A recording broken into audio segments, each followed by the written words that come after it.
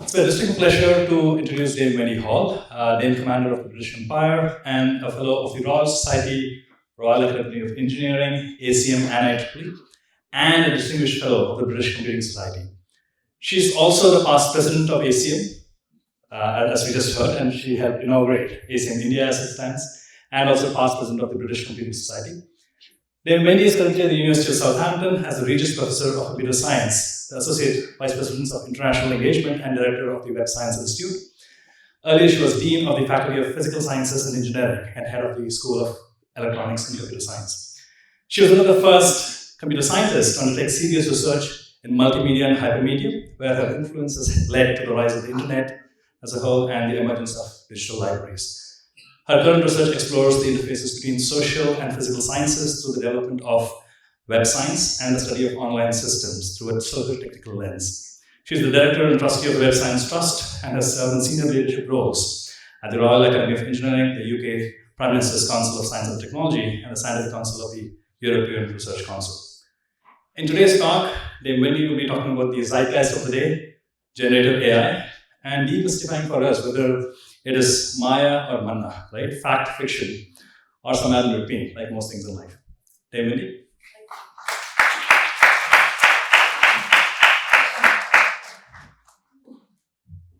Thank you. I need a clicker. Can we get a slide changer, please? Well, while they're finding the clicker, can you get my slides up? Thank you for that lovely introduction. Bring the slides up, please.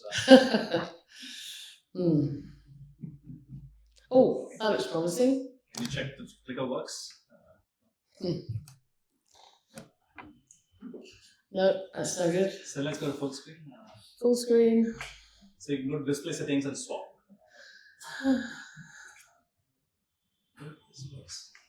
Yeah, that will do. Great. Good, thank you. You'll see I have problems. I have arthritis. I have a new hip. I've got knees, one knee done, one knee to be done. So that's why I have problems with stairs and things. I may sit down. We'll see how it goes. It's lovely to be back at ACM India. As was said, I was president when we launched ACM India, and it was my great pleasure to be here in 2010. It wasn't, was it? Who remembers? It was in Bangalore, wasn't it? Yeah, it was. In the Taj, as I recall. And the thing I remember most about it were two things. One, it was so cold. Who was there? Not many people, I guess. It was so cold. It was like a fridge because the air conditioning was so high. But it was a wonderful meeting, and we had some fantastic speakers and a big turnout. And I think it was after, but anyway, either before or after, we had the first ACM India Women's meeting. I think that was even colder because there were less of us in the room, funnily enough. Most of the men didn't stay for that. And so it was the women, and there weren't that many women then at the conference. But yeah, so the room got even colder. I just remember that because there were less bodies in it. But the amazing thing I remember was when we'd finished the meeting, women came up and said, "That's the first time I've been able to talk about those issues." And that really gets you. That's when you have the privilege, like to be the president of something like the ACM, and you work really hard to get to do things. And then that sort of impact really hits home.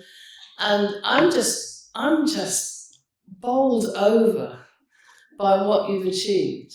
You're easily the best regional council. Yes, Yanis, you agree? Easily. And I'm just so, I can't believe what you've done in 15 years and what you'll do in the next 15 years. I probably won't be here then. But I might be around, but might not be here. But it's just so many congratulations from my heart, right? And it's fantastic to be back here today. But I suppose you'd really like me to talk. Maybe this is not a technical talk, This is a talk about, oh, the slide clicker's not working, folks. Where do I point it? It's not going backwards. Can I go backwards or can I? Oh, yes, right. It doesn't matter. Right, I'll talk about them in a minute. We've already talked about Nobel Prize winners.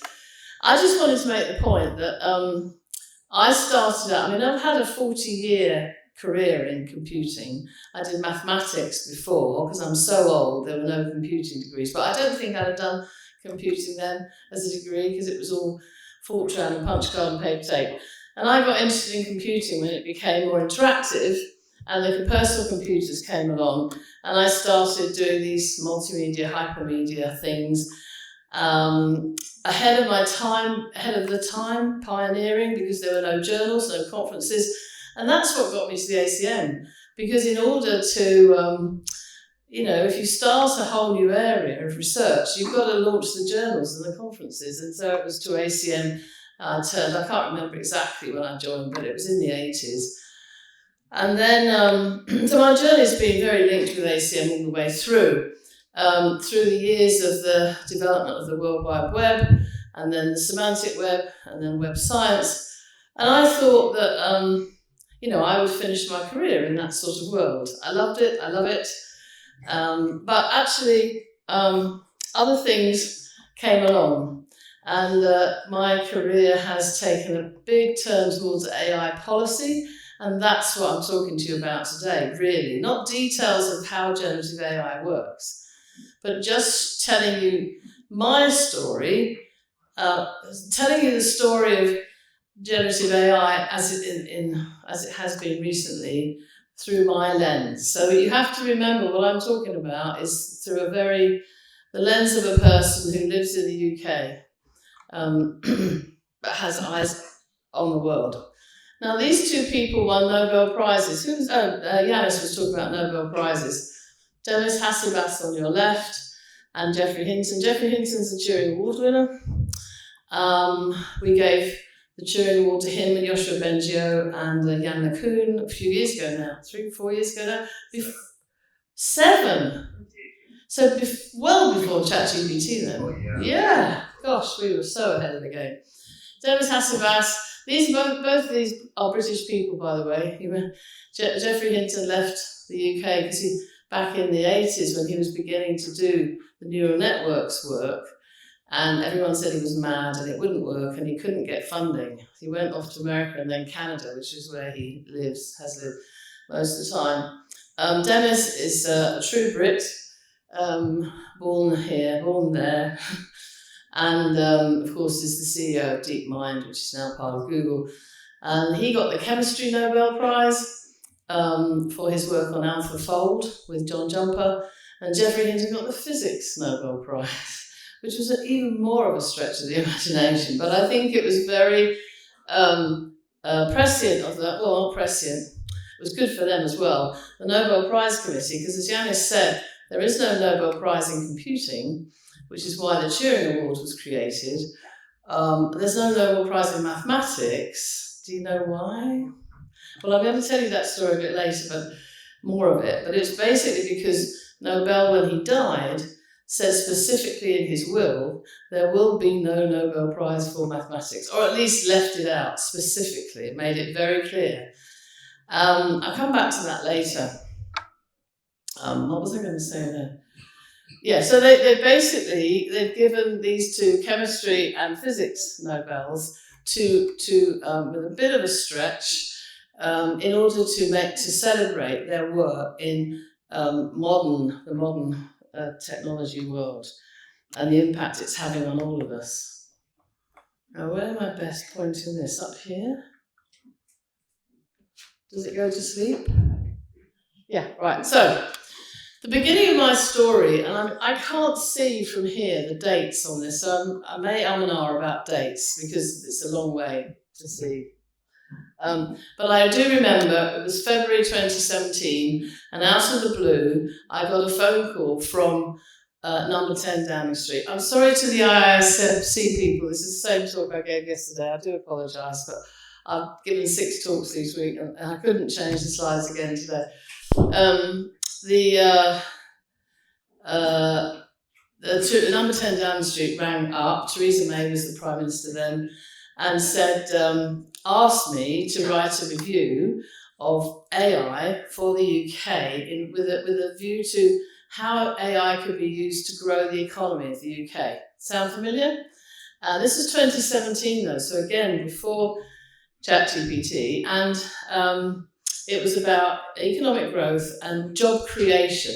We were instructed not to talk about job losses. Lots of other reports were talking about job losses.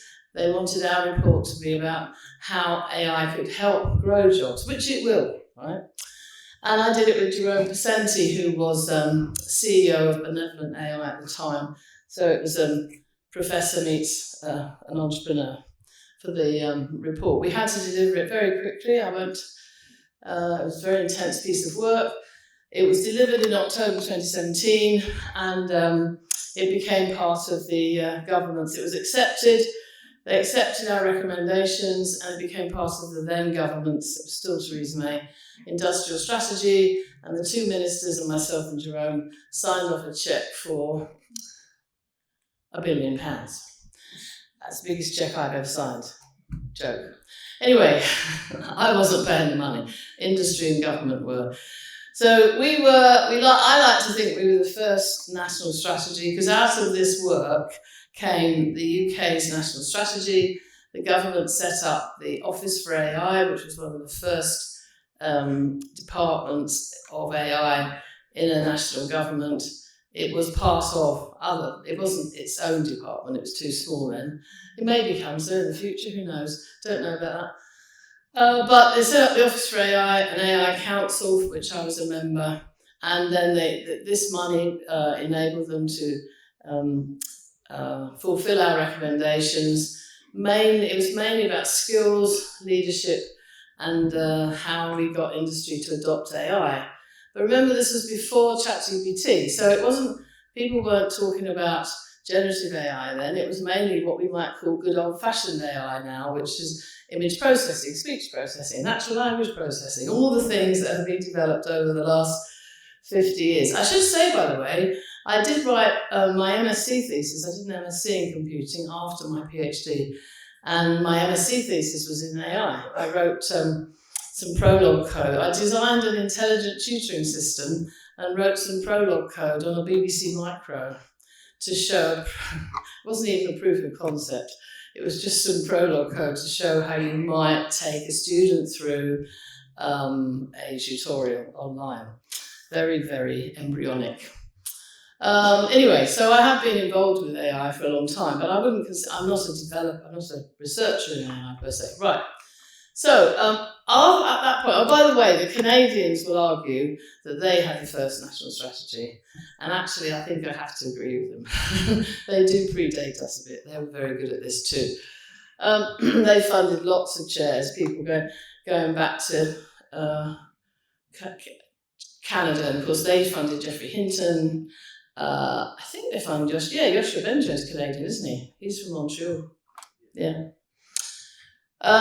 So after the 2017 review, a number of countries started looking at national strategies and started, first of all, thinking about the ethics. It's really interesting, and started with that, and we're coming back to that now a bit. But our House of Lords produced a report that was much more about that. The European Union started on their journey for the EU AI Act, which is now, 7 years later, coming into being. That was the beginning of their journey. China, I'll keep putting China in, because a lot of the world, the media, people don't realise that China is not playing catch up in this world. It has been there for a long time, developing these systems at the same rate almost as the Americans. So they will also think about ethical principles, and that you can't read it very well. That's Saudi Arabia thinking about ethical principles. And anyway, so this was, and then people started thinking about, this is still all these things were happening pre-ChatGPT. They started thinking about how we regulate it. For example, face recognition. And we still don't have good. I don't know what in India. I have no idea. It'd be lovely if someone could tell me afterwards if you have regulation for the face recognition. The answer is no, is it? Like everywhere else in the world. But use the technology, yes. Increasingly, of course, China, they don't have to worry so much about. The government doesn't worry quite so much about privacy in China. The government can do what it likes with anybody's data. So they've powered ahead with the technology on face recognition, use it all the time. And other countries, of course, are coming along. And we haven't, that's just an example of something we haven't regulated. And now we think we're going to regulate generative AI. It's not easy stuff. Anyway, countries started talking about it. And the EU has always been the pioneer in this, with its following on from the Global Data Protection Regulation, GDPR. They started really putting their act into place. Chinese started regulating algorithms, effectively saying that your algorithm, you've got to prove your algorithm does what you say it does. So that was quite a good approach, I thought. But I keep losing with China. You can see the Chinese on the web, but they put English versions up, but they I keep losing them on the web. So I haven't seen. I am looking into what the current state of Chinese regulation is. So that's the face recognition example, and then the EU started talking to the US about trying to persuade the US to adopt their version of AI regulation. And there was a lot of nattering going on. At that time, the UK was just leaving the EU, so it was a bit vague as to whether, I think we were not part of those discussions. But generative AI was waiting in the wings, as was one young Sam Altman. That's George Orwell of 1984. Who's heard, it doesn't matter if you haven't, but 1984 book, who's heard of 1984? No, nobody? It's not on the Indian curriculum. Oh, it's all futuristic. Well, it's futuristic, set in 1984, about really Big Brother. That's where the term Big Brother comes from, surveillance. And a very famous English author. And the reason that picture's there is because I can't see the date. See here. Oh, it's up there, February 2019. So, before COVID, before ChatGPT, OpenAI, which at that point was funded by Elon Musk, who famously doesn't fund them anymore, they were not-for-profit, and they produced this GPT. I always forget what it stands for. I'm not going to try and remember now, but it was their version of generative AI. And they basically released a statement saying it was too dangerous for them to release. It was too dangerous. This was their press release in February 2019. Because it was too easy to use it to produce deep fake texts. Okay? And I always thought at the time it was a bit of publicity. And then the George Orwell's there because they put out that in the press release, they took the first words of 1984 and got I think it was GPT 2.0 then. And they got it to produce an article, or I can't remember, a document based on the beginnings of 1984 in the style of George Orwell. And they said, look, we can't release this, it's far too dangerous. Funnily enough, in November of that year, they released it. I'm not quite sure what they did between times, but basically in November 2019, they published the text generating AI it said was too dangerous to share. It's all part of this mythology. What's real and what isn't? How much had changed in that time for them to put any safeguards or guardrails? What made them decide, what ethics board or ethics council, what regulation, what made them decide they could release it then? Anyway, we then of course go into the COVID years, and during that time, So this is what they released in May 2020, which is when we were all still in lockdown. GPT-3, which was faster, better version, of course, of GPT-2. Just to make the point that at the same time, China was working on Wudao. Of course, China has lots of different LLMs now, Alibaba, Zipu, and of course, come back to DeepSeek later, and others. But just to say, this was, they were actually doing the same sort of work out there and had potentially faster processing. But then we jumped to the disruptive moment. And I think this is probably as disruptive, only even more dramatically so than the World Wide Web. Because, of course, I'm steeped in work on the World Wide Web. I worked with Tim Berners-Lee, who invented it before. I worked with him before the web. And when he released, the internet was already there, of course, and we call it all the internet today. I'm sure out here it's all the internet. But the internet, as invented by Vint Cerf and Bob Kahn, was already there, and Tim built the World Wide Web protocols on top of the internet. And the rest, as they say, is history. It's changed the world. It was a huge disruptor for businesses and then for governments and the whole of society. And we're still living through the consequences of it. And I'll make the point here in case I forget to make it later. What we're doing with these systems is running live experiments across the world. And there's no way of undoing them. If you decide you don't like what you've done, you can't go back and undo it.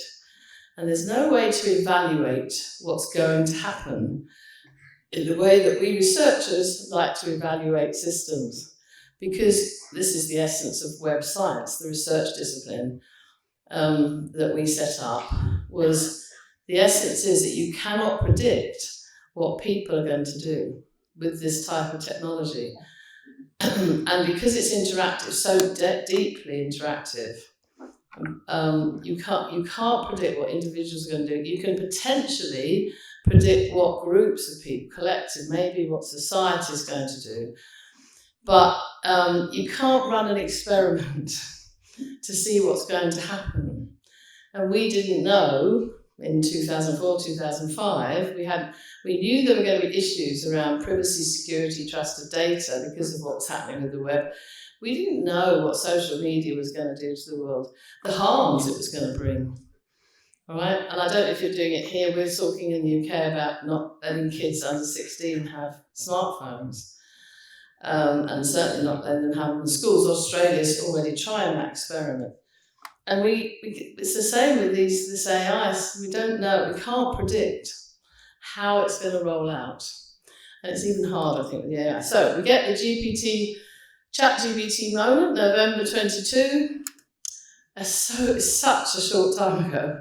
Look what's happened in that time. And that Christmas, we were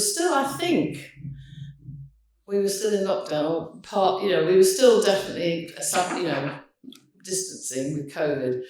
And everybody, it seemed like the world, started to play with ChatGPT in November 20, or that Christmas. Politicians, industry leaders, academics, students, everybody started playing with it because it was fun, right?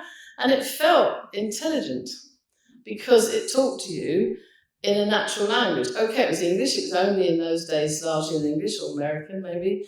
And in China, it was they didn't have an interactive version of their LLMs in that then. But ChatGPT felt like it was intelligent. So the media picked this up. This AI. Oh my God! This is the sci-fi come true. These are intelligent systems. The word intelligence is used very loosely. And then we get the growth of the existential threat meme.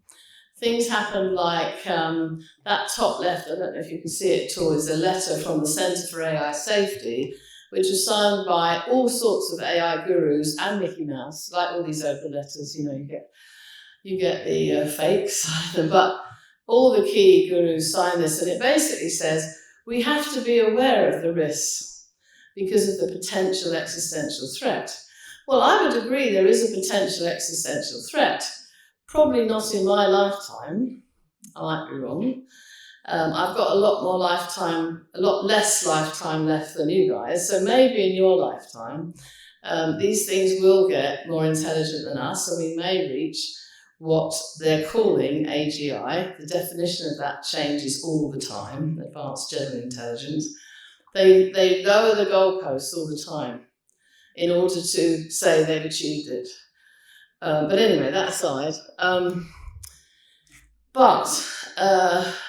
It was all about hype from largely OpenAI, which Google felt an existential threat because they've been doing this work for a long time. They were more cautiously developing it and thinking about integrating it with their search engine. But OpenAI, of course, come out with a bang with ChatGPT, so Google had to catch up, and they made a couple of mistakes, Bard, and then you get this sort of race to the bottom, right? Without people really carefully considering what they're doing. Geoffrey Hinton famously left Google because he was funded by Google. And said, he was the guy who invented a lot of this in the early days. We gave him a Turing Award for doing that. And he said, it's too dangerous, I'm leaving, I'm out. And that's how the media portrayed it. I think what he meant was, I want to not be an employee of Google because I want to be able to say what I think and not what Google thinks. I think that because he has spoken very rationally about it since. But sort of this meme of the existential threat. I don't know if you can see those pictures, they're quite small now. The top left is one Rishi Sunak, who was by this time Prime Minister of the UK. We'd had several at that point, went through them very fast for quite a while. And he was really having a bad time. There were too many people coming over in boats across the channel. The health service waiting lists were not getting any shorter. The economy was still flatlining. And I think he decided, this AI stuff, I can be a world leader in this. I know him quite well. He's a good man, right? He's a very intelligent man. And what he did, I think he did for the best. And he just said, well, we're going to, in the UK, we're going to have a big summit about AI safety because it's all so dangerous. His advisor is saying on the right, I don't know if you can see that, top right, this is Sunak's key advisor, Matt Clifford, saying AI could kill many humans within 2 years, warned Sunak advisor. Well, that was in early 23. So that, we should all be dead by now, or at least looking at it. That was because people were really frightened. I mean, I go on the radio and TV a lot to try and calm it down because people were really scared. And they were scared for their children. Anyway, we're going to have a safety summit. He goes out, and that's Joe Biden with him there to persuade the Americans to come along. This is all a lot of national security in this. Our intelligence agents are very much involved. And so Biden says, yes, okay, we'll run with it. And you can see there's what my feeling about this is that all the world leaders were very much bedazzled by what I call the tech bros, the leaders of the big tech companies. And it's no coincidence that it's the internet companies that are driving this AI. Because they've got the compute power, they've got the data, and the big pockets. Well, OpenAI doesn't, that's another story. I don't give OpenAI that much longer. I think the bubble's going to burst on that one. Microsoft are pulling back. That's just my feeling. Are we live streaming this? My bet's on Google in America. The sort of slower, more cautious, but they've got very, very deep pockets in lots of different companies, and they're taking their time to put stuff out and not making big claims and scaremongering. But you can see on the bottom left is Rishi Sunak meeting with the tech bros, and on the bottom right, I know you can't see the pictures, I'm sorry, you certainly can't see them at the back. That is the tech bros lined up to see Joe Biden. And you can see the diversity in those pictures, right? Or lack of. Anyway, at the same time, Elon Musk was very cross. And we all know when Elon Musk gets very cross, bad things happen. So, and he was really cross with OpenAI because they'd taken all his money and developed this stuff as a not-for-profit, and then they went for a profit, and he got kicked. I don't know if he got kicked out or left. So he launched XAI, and of course, just in the last 2 weeks, Grok. I keep forgetting it's Grok, isn't it? Not Grok. It's Grok. Yeah. So he produced. It's not great, but he, you know what Elon Musk is like. He'll keep going till it's the best. But that's all part of the journey. So this was July 23. Meanwhile, the Chinese are spreading their version of AI, and they've already spreading their version of the internet, the way they manage and govern the internet, through their Belt and Road Initiative, which is really going to countries and saying, here, we'll give you lots of money to build roads, get the infrastructure, so you can have the internet, and now they'll be giving them AI, and we'll lend you that money, and now you owe us. It's a bit like the European Union does. Oh, did I say that? Sorry. A bit of an in-joke. Anyway, so then the UN starts to get involved, and the story gets even more interesting because there's all this worry about the risks of AI. And I think I'm for AI, I'll tell you so. I want AI is going to be fantastic for us in terms of the scientific breakthroughs that we're going to be able to make with it, and all the things it's going to do, change industry, it will create jobs, blah, blah, blah.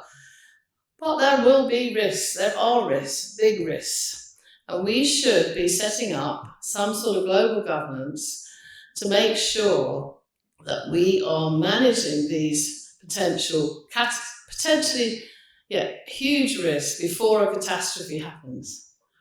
Stuart Russell, famous AI from Berkeley, AI professor from Berkeley, who does a lot about ethics of AI, he says we want to be able to regulate AI, govern it on a global level, so talk treaties, talk principles at global level, so that countries do the regulation in a way that will make sure we don't have our Chernobyl moment or our Hiroshima moment with AI. We need to be prepared. We don't want the catastrophe to happen and then we have to retrospectively worry about it, because the AI might be worrying about it, not us. So the UN set up a high-level advisory board to produce a set of recommendations for the UN Assembly, General Assembly, and I was lucky. I was the UK rep on that. We had about 9 months to produce a report. Then, this is all part of the journey. We're coming up to the first AI summit in London, and oh, sorry, I don't know. I have no idea what the time is. So I'm going to check if you do. I haven't been speaking for that long. Right. So you can I had an hour. Yeah. So you can have an hour, and after that we'll take some Q&A and we'll break. Okay. Just saying. It's going to start. It didn't start till 10:30. Fine. Right. Okay, so the run up to the London summit, Rishi Sunak says we're going to have an AI Safety Institute. Right? This is a big deal. And then the day after that, this is all in October 23, the day after that, Joe Biden issues his executive order about how they're going to regulate in the US. There's a lot of muttering. Am I boring you to death? Right. So Joe Biden says, we're going to ask you to self-regulate. Now imagine asking the tobacco industry to self-regulate. But anyway, that was the US approach under Joe Biden. All this in the run-up, the summit was the 1st of November 23. I was one of the few academics invited. There were only 30 countries represented there. That's the first day of it. But the key thing, this is a picture from the first day. You've got on the left, is the US Secretary of State for Commerce. In the middle is our Secretary of State for Science and Technology. And at the podium is the Vice President of China for Science and Technology, I think, something like that. And that was really cool because that's the first time China had been invited. And I forgot to say that on the UN board, China was fully represented on that board. It was the first time China had been in any of these talks. But the interesting thing about this is China was not at the World Leaders meeting the next day, and so was not asked to sign the declaration after the summit. We reported, our UN report, it was only last September, it was called Governing AI for Humanity, and these were our recommendations, mainly about scientific reports, global dialogue, standards exchange, growing capacity in the global south, which is a term I don't like, but no one seems to have a better one. So helping countries that can't afford to develop AI or even have the compute power to use it to help them get on board, more level playing field, and fostering an AI data framework. And I meant to say earlier, I've been involved with, very much in awe of what India's done with the ADHAR and the DPI and UPI. I'm on the MOSIP board, which is the open source version of the ADHAR. And I've been deeply involved in that work in India, and not deeply involved, but I'm on the advisory board for it. And I'm very much in awe. Sharad Sharma and I, who's iSpirit, I don't know if you know him, we very much put data framework work, global data framework, into the UN report. All those recommendations were accepted, bar the one on data. It's really, really hard to get countries to agree to share data for all sorts of different reasons. Okay, so that report was accepted by the General Assembly. That was last September in New York, and we're hoping to move. The work is moving forward, but of course we're all looking towards what's happening with the presidential election because Trump got elected, and we all knew that he was not going to back the UN work and all sorts of things. But meanwhile, people are putting more and more money into it. The EU put in several billion in, that was an announcement, for infrastructure in December. The UK didn't put as much money in, we're a smaller country, but I think it's a very good plan they put together. I was part of the consultation on that, and a new action plan for the UK, including an AI Energy Council, because this is a really important issue around AI, and a lot more on skills, training, sovereign capabilities, AI growth zones for the economic growth around the infrastructure that they're putting in, compute power.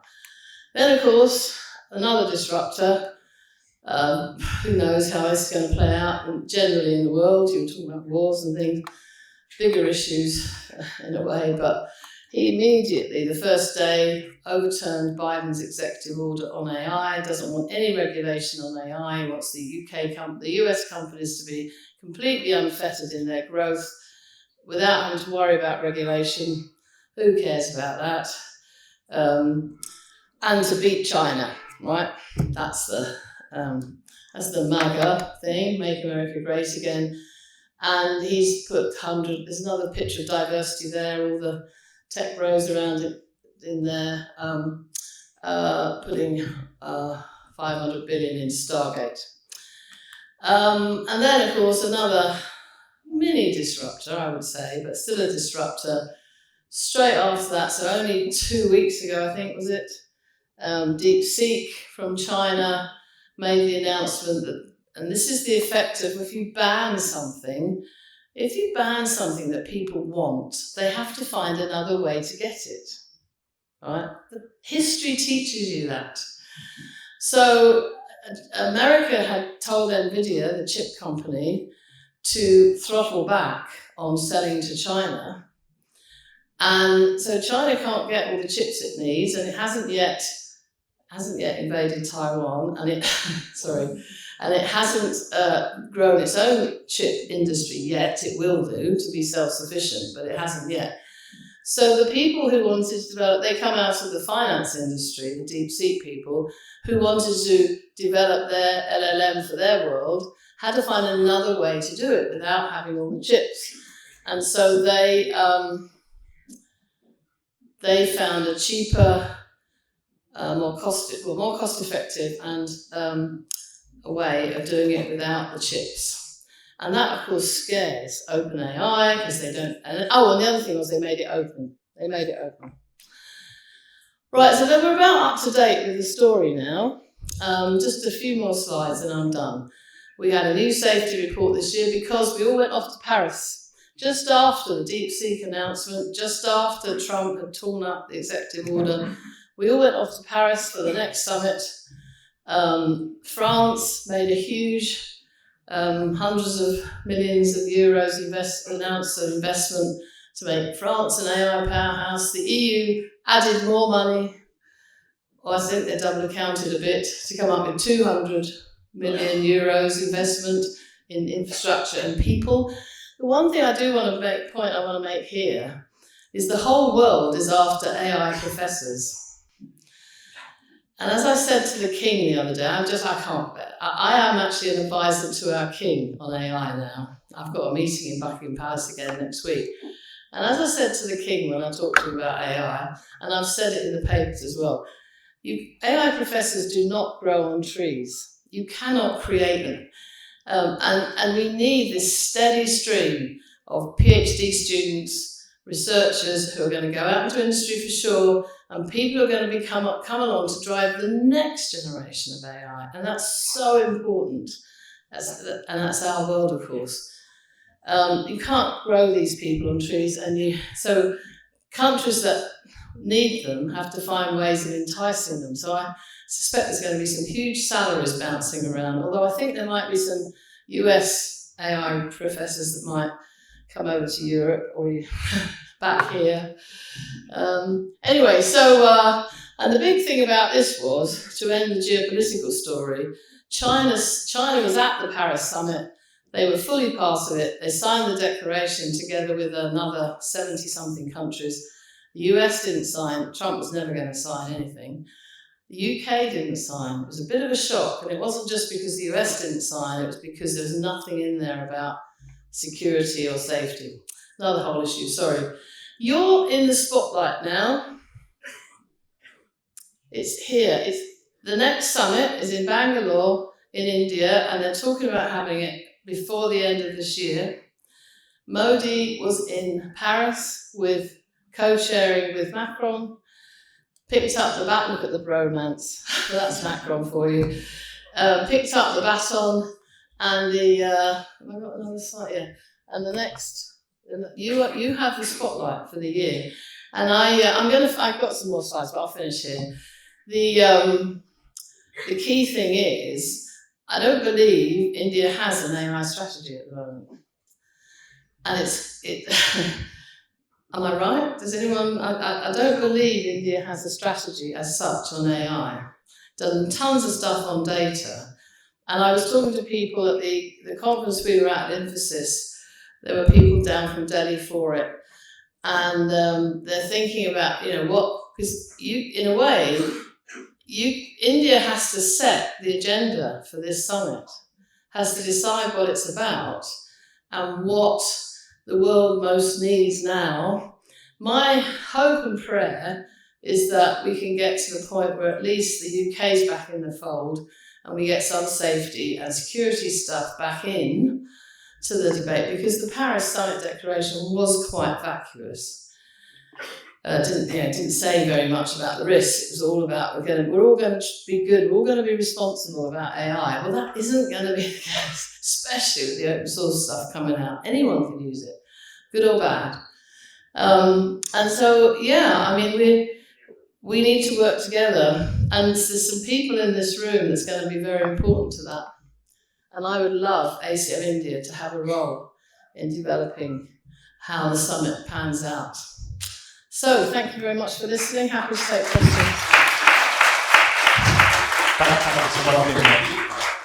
And sorry, I did not mean to rush you. You were right, you did have 5 more minutes. Sorry about that. But we'll make up for that in questions. So just raise your hands and we'll get you a microphone. But meanwhile, yeah. So Sorry. the microphone over there, please. You asked. Meanwhile, if I may, right? Yeah. So it's great to look at this policy journey. But can we get your thoughts, right, on where the safety and security issues are? At one extreme, maybe we don't perish the next decade. But at the other extreme, is it going to be 20 years out? Or what guardrails do you think we should put, right, from a policy perspective? Well, you're modelling two things. I mean, we don't know how to regulate AI, and there's two questions there. How do we go about that in a sensible way, knowing that we don't know what future generations of AI are going to be like, right? So we're trying to regulate something which is fastly developing very fast. And there might be a disruptor in 5 years' time that makes it, a problem, even more, not a problem, makes it more risky than it is today. And so we're regulating the unknown. And that's what the EU have grappled with. And I think, for me, the answer is, and this is what we said in the UN report, we have to have a global dialogue about this very question and work out what the principles are that we need to regulate against. And some of it will be to do with national security. This is what the UK is trying to say, because nation states, won't name any of them, can use AI to attack other nation states. I mean, they're already using drones, right? So I'm very much, and we need to keep the scientific reports going. They need to, which they didn't do for the London Summit, consult with academics about where the technology is going. So the scientific reports are really important. And we have to think about because if you read my book, For Internets, you're like, the thing is, in the geopolitical world, our values are all very different. The values we have in Europe compared to your values, China's values, US values are different. See, nation states will regulate in ways that make sense for their values.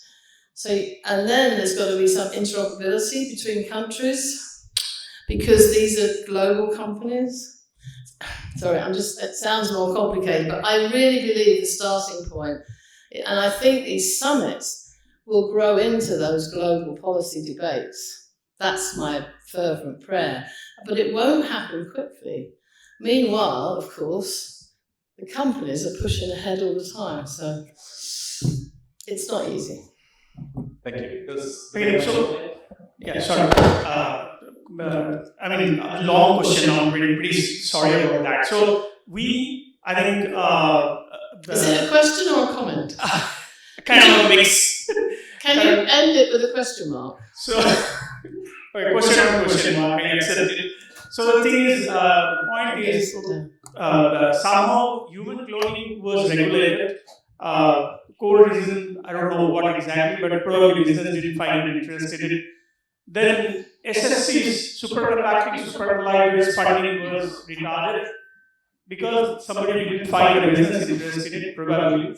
But AI has a lot of business interest. So to your point that India doesn't have a policy, we tabled our budget, and before the budget, one day before the budget, we usually table a report called Final Study. So they added a chapter 13, 26 pages chapter on the implications of generative AI, mostly the second part of it, where we are talking about job losses and stuff, which probably in your report you didn't write when government asked it to you. So what did you say you talked about? What? I missed that. So economic policy report is one large government report which is placed before the budget in India. So that has chapter 13 this time, which is entirely on generative AI and how it's going to impact the job market. So two parts to it: abuse and job loss. Which one would predict the policy discussions? Is what would you like to comment on that? Two big issues. What do you mean by abuse? Because some safety issues that we talked about. In general, safety, human ethics and stuff. Companies abusing AI to do bad things. Yeah? No? Could be. Yeah, obviously that one part. Then other bad players in the game. Well, that's what I mean, bad players. Either nation states or criminals who are using, of course, and this is part, that comes down to it. This is where you have to break it down so much, because we have laws, right? That we already have laws which we can bring in to catch people using AI to do criminal activity. That's usually covered a bit. The lawyers will always say there are already laws in place. There's also the copyright issues. I didn't get to those slides. How do they train, the big companies train the data? All the copyright issues. There's so many issues, but we've got a layer of legal work we can build on, which we can add. The EU does it. You can add your AI regulation too. What was the other question? I was going to. Job losses. Job losses, yeah. Well, I think that history teaches us that all in technological innovations, including the disruptors, lead to job creation. I firmly believe that. I come to a country like India, which is very different to my own, and so there will be different balances in that equation, because of course there are going to be job losses. There are going to be job losses. And I think in India, for example, one of the things that they're doing a lot of in China is the robots that can help with agriculture. Now that, of course, in India, that's a huge part of your economy. And so if you've got robots that can do things in the fields that currently humans can do, then that's going to change. It's a big deal, I imagine, for India. Not such a big deal in the UK. We're more worried about, as we call it, blue-collar workers, office workers losing their jobs. But I genuinely think AI will lead to better standards of education and lead to more creativity, so that there will be job creation, and the overall balance will be that it will help the economy. But I can't guarantee you that, and I'm not an economist. Other questions? One more left. Take the microphone.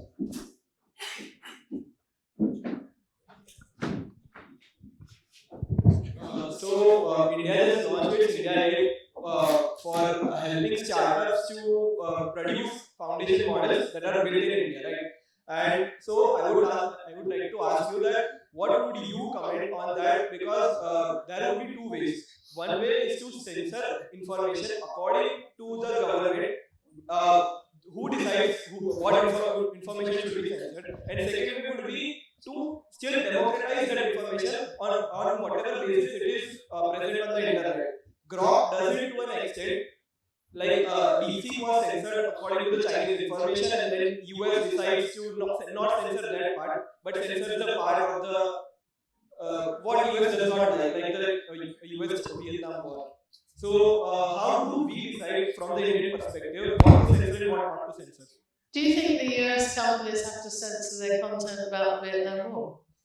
Is that true? They at times do, because if we ask a person from Vietnam or Southeast Asia that who won the war, they would say Vietnam won the war. If we ask a person from the USA, they would say US won the war. Yeah, I don't think that's the government censoring the AI. This is a bit about information, because freedom of speech is in the US Constitution. So I don't think it's the government. I think it's media. I think it's how people are taught in schools, and how when the war ended, the troops going back, they couldn't admit defeat. It's the same with the stories around Afghanistan, and it's very interesting that history is always written by the victors. So I'm sure Vietnam will come out as the winners in history, but. And of course China does. If you are a Chinese company, then China does you have to obey the Chinese censorship rules. So if you ask DeepSeek about Tiananmen Square, it will go into meltdown. Read my book, For Internets, because we discuss this. We don't come up with answers necessarily, but what we say in the book basically is we have to accept this as a reality. Because we're not, this is the difficulty of, you can just walk along the front there, you don't have to crawl. So, this is reality. We are not going to get everyone to agree on the same social values. We're not going to get governments to agree on how they do or do not censor things. But we have to come up with some global treaties. I mean, you have to compare it to the nuclear treaties in a way. You can only take that analogy so far, and biochemical treaties that came after the First World War that have stuck in terms of using those war zones. I think we have to have global dialogue that says these are the basic principles about when AI becomes a risk. Yeah, and so those are the things we have to agree at global level. But then nation states will regulate as nation states regulate. And this is the trouble with AI, because you will get different answers depending on where the company's based. And this is like, this is the reality of the situation.